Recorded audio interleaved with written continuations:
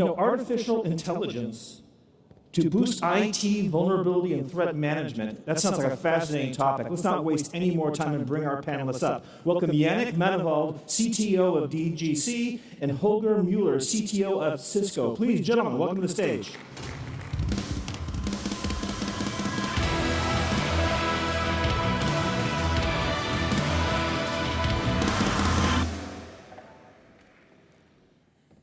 Good morning, everybody. I hope you're all well rested, at least have your second coffee. Yeah, it has been an exciting 2 days here. Very exciting topics, knowledgeable input for all of us. But as they always say, keep the best for last. And that's what we're going to do the next 20 minutes. So stay with us. It gives me great pleasure to be here today, not alone, but thanks to our partnership with Cisco, to be accompanied by my dear colleague, Holger. Thanks, Janek. It's really a pleasure for me to be your guest on this stage and to introduce this kind of new partnership between Cisco and DGC. This technology partnership is a great example how it extends our already existing extended detection and response solution based on our Cisco end-to-end security technology and architecture to a so-called risk-based extended detection and response. So at the end of the day, this combined solution helps the customers to have a centralized view on their threat landscape, including all the vulnerability management, which at the end of the day enables the customer to have one single pane of glass to detect, react, and recover from threats in hours and minutes instead of today, weeks and months, so that it delivers the real customer benefit to reduce the business risk. My name is Holger Müller. I'm the CTO and lead architect for Cisco in Germany, covering public accounts. Public accounts, that means state and federal government, means healthcare, and means education, higher education and local education. And all customers have in common, independent if they are large or small, cyber risk is priority number one. So in my role as lead architect, I typically have contact with C-level board of directors because that conversation is no longer a deep technical conversation with speeds and feeds and tools. So I might disappoint you when I tell you you can't expect from me any technical details or Cisco product updates. What I will share in the next 20 minutes together with Janek is a little bit more insights in my day-by-day conversations with the C-level and board of directors. Because at the end of the day, it is their major pain point, mainly based on two major incidents during the last 2 or 3 months. One is Log4j, the other one is right now the cyber crisis round about the Ukraine. And you can imagine all my public customers are very, very, very nervous. So they speak to us and say, how can you help me to reduce my cyber risk? And that is far beyond the technology discussion. So, Janek, back to you. So Jeff already named what we want to talk about here today. It's a given fact that artificial intelligence helps us, boosting us for reaching new levels of capabilities when it comes to vulnerability and threat management. And what we're going to see now is how do we do it and actually how you can benefit from it. Because that's what it's all about. We want to give you something at hand to make you safer. And Holger, again, talking to all your peers, what do you see? What is their pain point? Yeah, let us just make a reality check. I see all this fancy marketing out in the booth, for example. We speak with the customer about new technology and projects or new concepts like Zero Trust, SASE, extended detection response. To be honest, the customer tells me, look, that is bullshit bingo for me. We are far behind what you as a vendor call state of the art. We are always advised from the government, from the regulatory, to somehow fully state of the art technology, but that's too far away. We have completely different problems. We are still stuck in perimeter-centric security. Our main focus is on compliance and regulatory, so to fight against the next audit. And when we are successful, we are 2 years, fine for the next time. But that is not something the attacker is interested in. And all their effort and all their spending is round about prevention. So they tell me, look, I have 15, 20 different vendors, different products, point solutions everywhere. But the simple coexistence of all this technology without being integrating, interacting from a threat perspective doesn't help me. We send logs and logs to a SIEM as a data source, but we struggle to have the operational capabilities.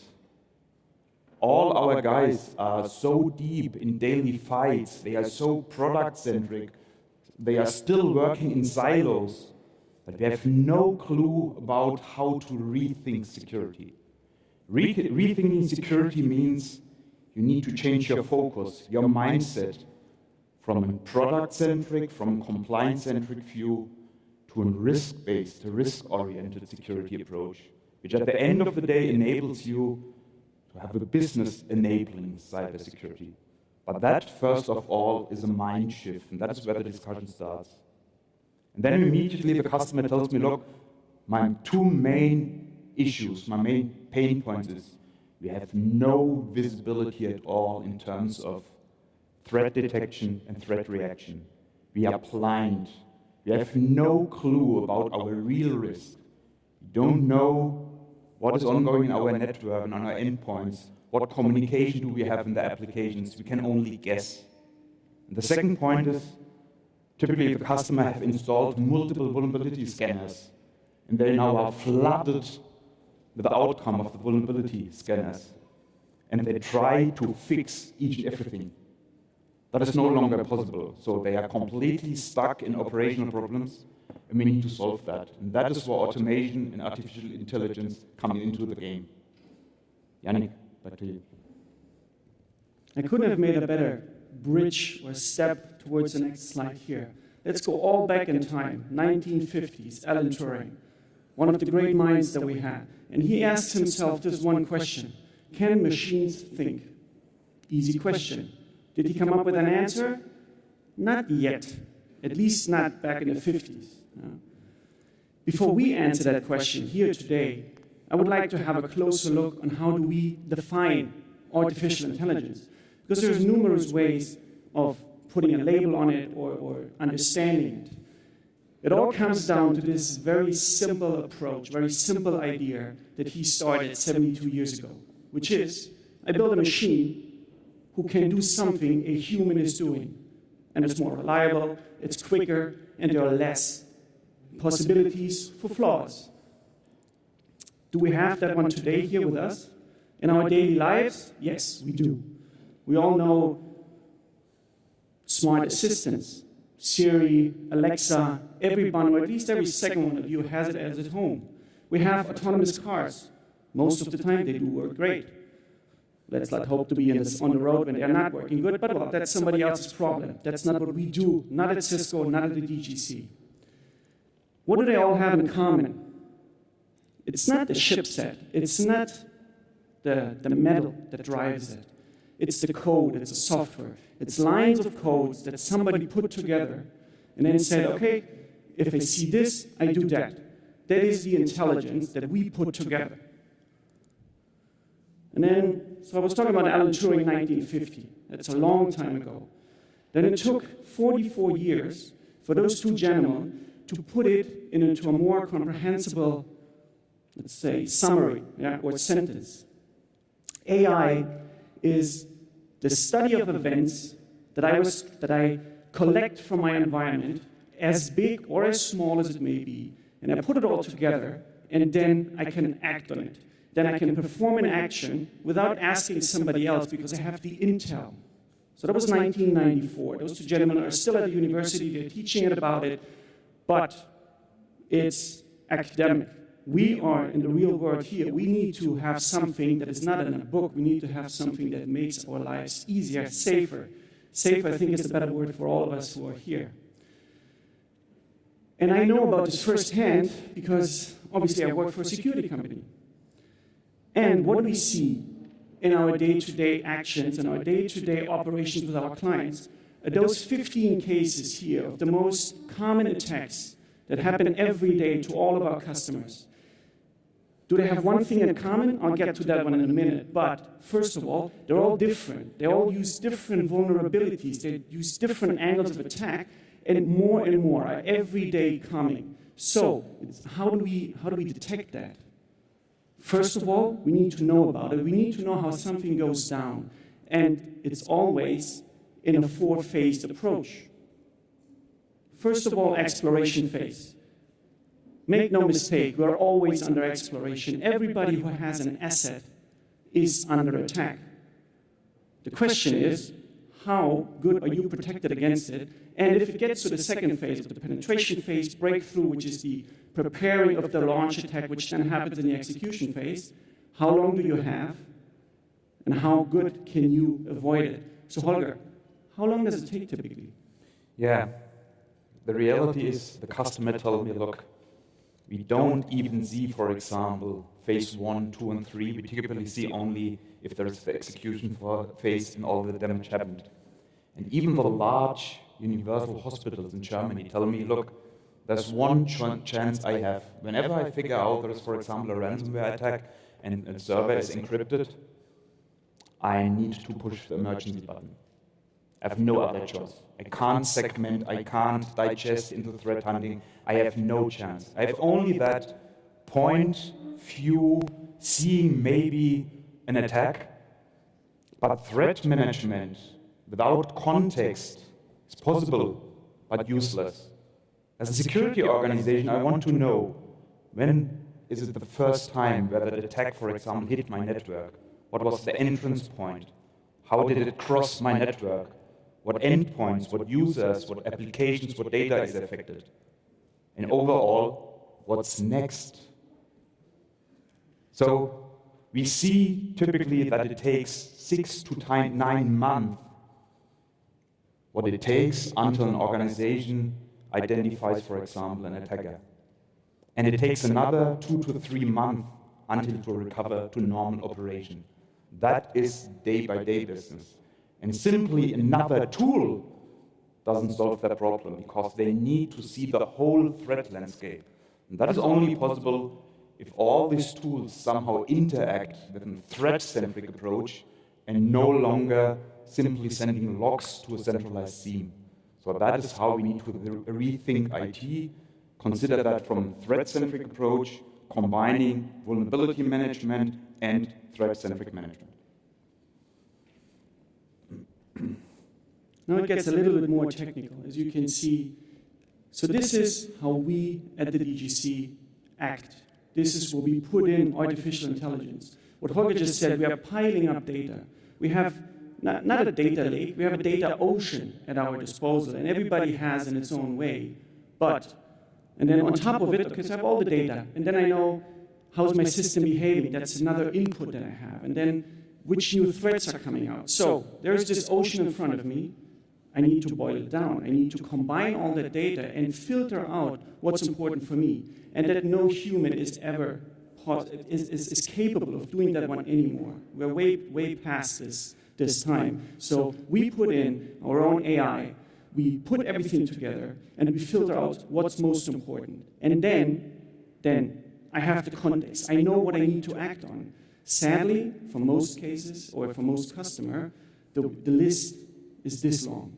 I have tons of servers. I have, unfortunately, tons of vulnerabilities out there. So then, what do I need to do? I need to prioritize. I need to know where it's actually, what's the most painful for me, where I'm the most vulnerable, where are my crown jewels, what are the most critical vulnerabilities out there, and then I can put together a very tiny list of servers that make me vulnerable, that can shut down my whole system. And then I can act on it.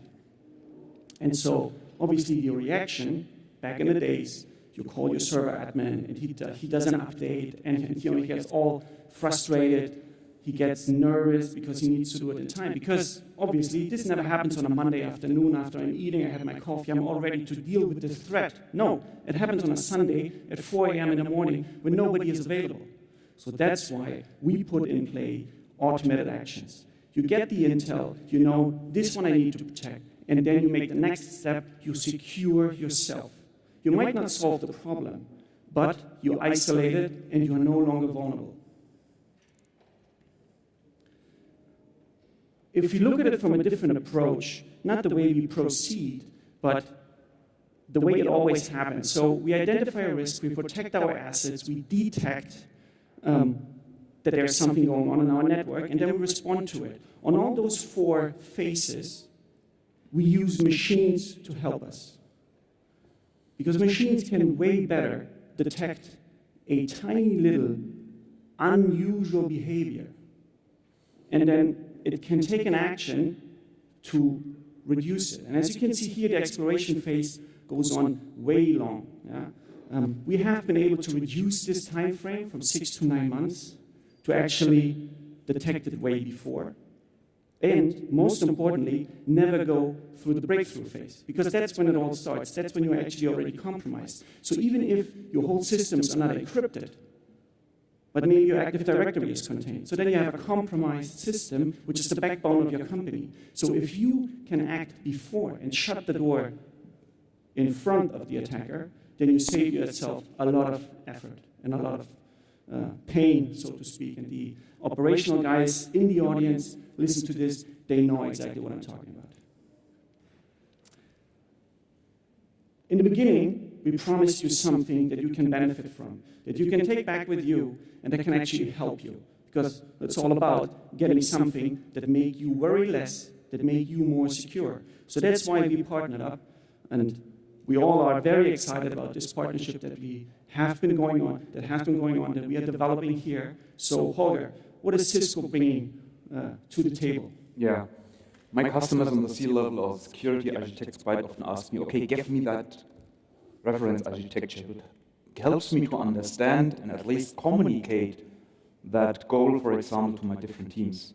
So that is somehow that reference architecture which I typically share. So in the center of that picture, you see our Cisco extended detection response solution called SecureX, which is a cloud-native platform which more or less correlates all informations which are connected via API out of our Cisco products.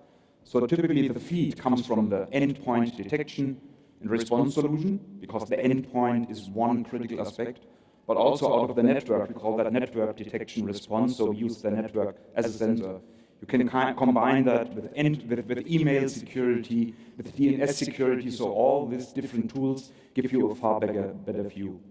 You can also combine that with any kind of third-party product, as long as that vendor has an open API and shares threat-centric information. So at the center, you have now that common platform, which enables your cross-organization, we call that NetSecOps teams. At the end of the day, all that technology, including that XDR platform, is based on our Talos organization. Talos is the world's largest non-government global threat intelligence. We have 400 threat hunters worldwide, currently, to be honest. They are heavily involved in all that cybercrime in Ukraine. So they are always on the forefront. And all that knowledge out of their daily work is feeding in all our products in our SecureX platform. And now, as SecureX is an open platform with APIs, at the end of the day, SecureX does not store any data. It simply correlates the data it gets from the APIs and gives a clear visibility about threat management end-to-end. And one of these APIs is now exactly used from your solution, where we integrate that with our business unit to give the customer an even bigger value, because it combines now our threat management capabilities with your vulnerability management solution. Exactly. World largest, Talos, biggest one in the world. Sounds like a pretty good partner for the DGC. That's why we reached out to Cisco, and we're integrating our tool, the cyberscan.io tool, in SecureX, giving benefit to Cisco customers, to DGC customers, and so they receive the best of both worlds. And that's what's important here. As you can see there, you can administrate it on your own. You have access to our tools. You can draw your conclusions. You can operate it. But what do we hear? correctly. So first thing is, and I missed that, secure access for free for all of our customers. So at the moment where you have one Cisco security product, doesn't matter which kind of product, you're already enabled for SecureX. And most of our customers even don't know that they have the right to use SecureX. So we tell them, look, here's the solution. We show them the benefit in a few minutes with a few clicks. That's completely eye-opening for them. And then immediately the question comes, who can operate that for me? I have nobody. I have neither the skill nor the workforce. I need to have somebody who's operating me on a day-by-day work, my SecureX tool. I think you have an idea. What a surprise, that's us.